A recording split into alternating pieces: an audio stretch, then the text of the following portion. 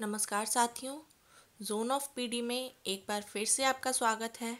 इस बार हम आपके लिए लेकर आए हैं हिंदी शिक्षण की श्रृंखला। यहाँ हम शुरुआत कर रहे हैं व्याकरण से और व्याकरण में समास से। तो चलिए देखते हैं क्या है समास की पहचान, इसके प्रकार और किस तरह से इसके विभिन्न भेदों को आप पहचान सकते हैं।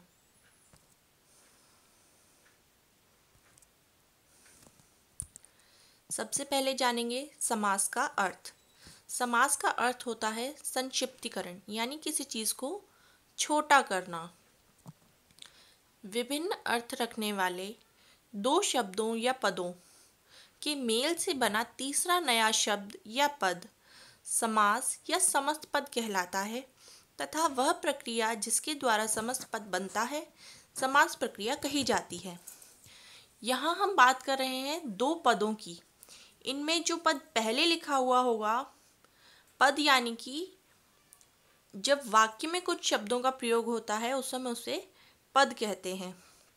यहाँ दो पद हैं। एक पहला पद है जो पहले लिखा जाएगा, यानी कि उल्टे हाथ पर होगा, उसे पूर्व पद कहेंगे। जो बाद में लिखा जाएगा, सीधे हाथ पर होगा, उसे उत्तर पद कहेंगे।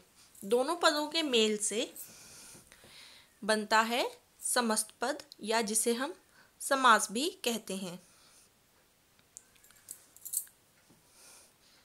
दो शब्दों को छोटा करने के लिए, उन्हें साथ लाने के लिए कई बार हमें बीच से कुछ शब्द हटाने भी पड़ते हैं और यही पूरी प्रक्रिया समास प्रक्रिया कहलाती है। समास के कुछ उदाहरण देखते हैं। आत्मनिर्भर, गजानन, यथाशक्ति, गुणरहित, माता पिता, चौराहा। इन सभी शब्दों को आप देखिए, सभी में आपको दो शब्द बहुत आराम से मिल जाएंगे।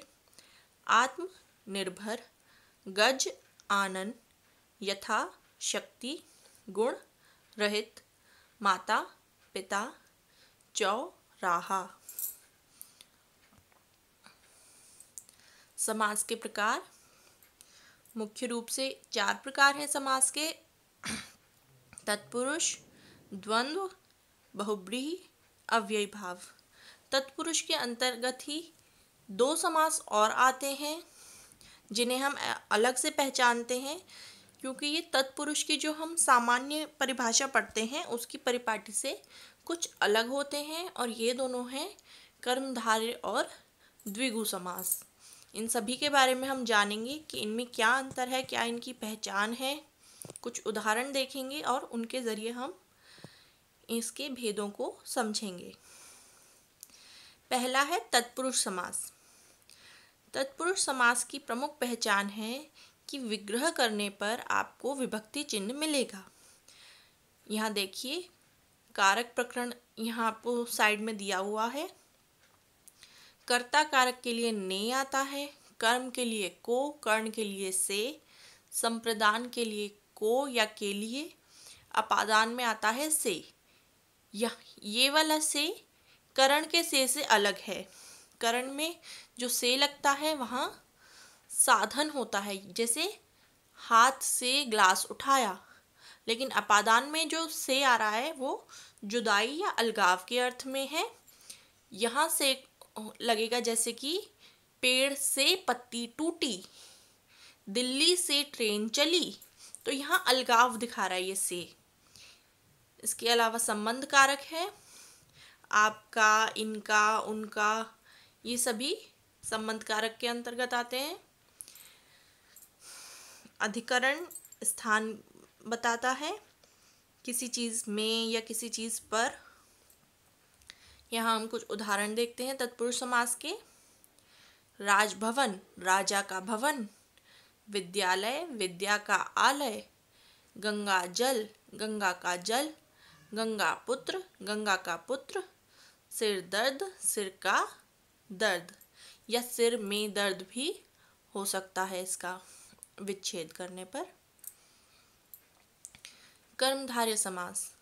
कर्मधारय भी तत्पुरुष का ही एक भाग है, मगर यहाँ पर आपको विभक्ति चिन्ह नहीं दिखाई देगा। इसमें क्या दिखाई देगा, जो दो पद हैं आपके उनमें विशेषण और विशेष्य का संबंध है। काली मिर्च, काली है जो मिर्च। का पुरुष, का है जो पुरुष, यहाँ कायर को छोटा करके का लिखा गया है। सत धर्म, सत यानी कि सच्चा है जो धर्म। प्रधानमंत्री, प्रधान है जो मंत्री। अंधविश्वास, अंधा है जो विश्वास। कई विद्यार्थी यहाँ कंफ्यूज होते हैं और कर्मधारय को कई बार बहुब्रीहि समास समझ लेते हैं, मगर दोनों में अंतर है। आगे वो भी दिखाई देगा कि वो कर्मधारय से किस प्रकार भिन्न है। द्विगु समास, द्विगु समास में बनते हैं समूह। प्रथम पद संख्या होती है, द्वितीय पद या उत्तर पद जिसे कहते हैं वो होती है संज्ञा। एक संख्या है और दूसरी है संज्ञा। दोनों को जोड़ने पर एक समूह का बोध होता है। जैसे पंचतंत्र, पांच है जो तंत्र, पांच तंत्रों का समाहार। समाहार यानी कि एक जगह पर मिल जाना। अष्ट सिद्धि, आठ सिद्धियां हैं जो, ये आठ सिद्धियों का समूह है, समाहार है, एक जगह एकत्र हो गई हैं। चतुर्भुज, चार भुजाएं हैं जो। चवन्नी, चार आने हैं जो। तो यहाँ द्विगु समास में समूह बनता है और यही द्विगु की पहचान है। द्विगु का अपना अर्थ भी है, दो गायों का समूह। द्वंद्व समास, द्वंद्व समास में हाइफन का प्रयोग होता है। ये जो छोटा सा डैश आपको नजर आ रहा है, इसका प्रयोग होता है द्वंद्व समास में। और विग्रह जब आप करेंगे तब और मिल सकता है इन दो शब्दों के बीच में, पूर्व पद और उत्तर पद के बीच में, या फिर या अथवा इस तरह के शब्द मिल सकते हैं। दाल चावल, माँ मुझे दाल चावल दे दो, तो माँ मुझे दाल और चावल दे दो। जल थल, तुम जल थल कहीं भी छुप जाओ, मैं तुम्हें ढूंढ निकालूंगा। तुम जल या थल पर कहीं भी छुप जाओ, मैं तुम्हें ढूंढ निकालूंगा। तो यहाँ और भी हो सकता है, या भी हो सकता है। माता पिता, नदी नाले, बाप दादा, छोटा बड़ा, इस तरह के शब्दों में जहाँ हाइफन लगा हुआ है, ये प्रमुख पहचान है द्वंद्व समास की। और विग्रह करने पर और भी हो सकता है और या भी हो सकता है, दोनों में से कोई एक मिलेगा द्वंद्व समास में। आगे है बहुब्रीहि समास। बहुब्रीहि समास की चर्चा हमने पहले भी की थी कि ये कर्मधारय से कई बारी कंफ्यूज कर दिया जाता है, लेकिन दोनों में अंतर क्या है। कर्मधारय ने सिर्फ कर्म को धारण कर रखा है, लेकिन बहुब्रीहि उस कर्म को धारण करने वाले का एक अलग से नाम भी बताएगा। बहुब्रीहि समास के लिए क्या लिखा गया है, दोनों पद परस्पर मिलकर किसी तीसरे बाहरी पद के बारे में कुछ कहते हैं और यह तीसरा पद ही प्रधान होता है। यानी कि जो नाम यहाँ दिया जा रहा है उस कर्म को धारण करने वाले का, वो प्रमुख है। उसका यदि आपको कोई नाम मिल जाता है तो बहुब्रीहि समास है, यदि नाम नहीं मिलता है तो कर्मधारय है। काली है जो मिर्च, काली मिर्च ही है वो, उसका कोई अन्य नाम नहीं आप बता सकते। लेकिन अंशु माली, अंशु है मालाएं जिसकी, किरणें हैं जिसकी मालाएं, वो कौन है, सूर्य है। नाम आप दे पा रहे हैं तो बहुब्रीहि समास है। चार पाई, चार है पाए जिसके, यहाँ पे द्विगु से भी कंफ्यूज हो सकता है चारपाई या तिरंगा जैसे शब्दों में, लेकिन चारपाई के लिए भी आप एक अलग शब्द दे पा रहे हैं, पलंग। तिरंगा, तीन रंग हैं जिसके, भारतीय राष्ट्रीय ध्वज। तो जब आप इनके नाम दे पा रहे हैं तो ये बहुब्रीहि समास है, इसलिए इसको किसी और से कंफ्यूज नहीं करना है, विशेष रूप से इसका ध्यान रखना है। विषधर, विष को धारण किया है जिसने, शिव। षडानन, षट है आनंद जिसके, छह मुख हैं जिसके, वह है कार्तिकेय। चक्रधर, चक्र धारण किया है जिसने, विष्णु। गजानन, गज के समान आनन है जिसका, यानी कि गणेश। आखिरी समास है हमारा अव्ययी भाव। अव्ययी भाव की क्या पहचान है? जिस समास का पहला पद कोई अव्यय, अव्यय यानी कि अविकारी शब्द, यानी कि जिसमें विकार नहीं आता, लिंग वचन के आधार पर, लिंग वचन और काल इनके आधार पर जो शब्द अपना रूप नहीं बदलते, वो अव्यय या अविकारी शब्द कहलाते हैं।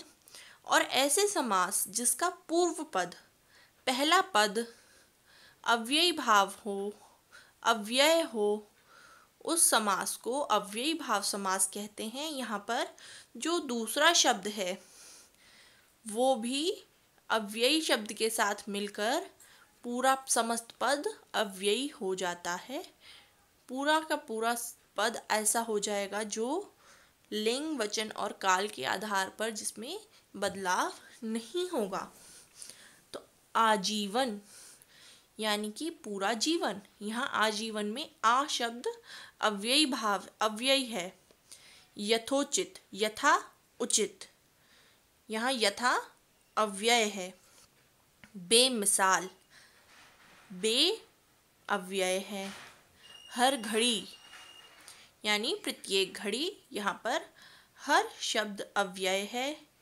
बाअदब में बा शब्द अव्यय है। प्रत्यक्ष, प्रति अक्ष, यहाँ प्रति शब्द अव्यय है। इसी कारण ये जो उदाहरण आपको सामने दिखाई दे रहे हैं ये सभी अव्ययी भाव समास के उदाहरण हैं। परिभाषा रटने की अपेक्षा कोशिश करें कि उदाहरण के आधार पर आप समास को समझें, क्योंकि ये सबसे सरल तरीका है समास को समझने का और परीक्षाओं के लिहाज से इन्हें तैयार करने का। अगली वीडियो में हम आपके लिए समास से जुड़े हुए कुछ प्रश्न लेकर आएंगे। देखते हैं आपने कितना सीखा और आपके पूरे में से पूरे अंक आते हैं या नहीं। कमेंट सेक्शन में आप ज़रूर बताएं कि वीडियो आपको कैसी लगी, और अगली वीडियो के कमेंट सेक्शन में बताइएगा कि आपके कितने अंक आए। धन्यवाद।